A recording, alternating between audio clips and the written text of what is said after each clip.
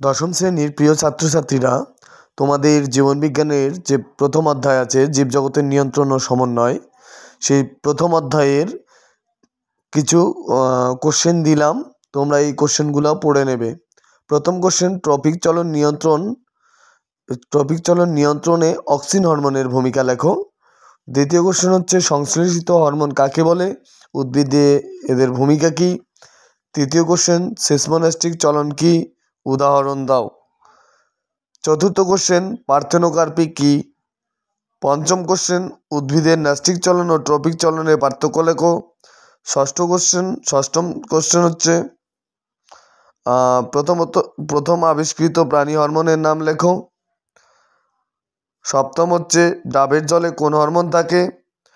অষ্টম হচ্ছে, একটি পিউরিন জাতীয় নাইট্রোজেন গঠিত উদ্ভিদ হরমোনের নাম লেখো।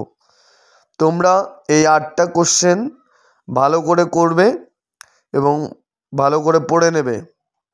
তোমাদের এই 8টা কোশ্চেন খুবই গুরুত্বপূর্ণ কোশ্চেন এবং তোমরা এই কোশ্চেন যদি প্র্যাকটিস করো, আশা করি তোমাদের কাজে লাগবে। পরীক্ষায় তোমরা ভালো ফল করতে পারবে। এই 8টি কোশ্চেন ভালো করে পড়ে নেবে এবং ভালো করে পড়ে রাখবে।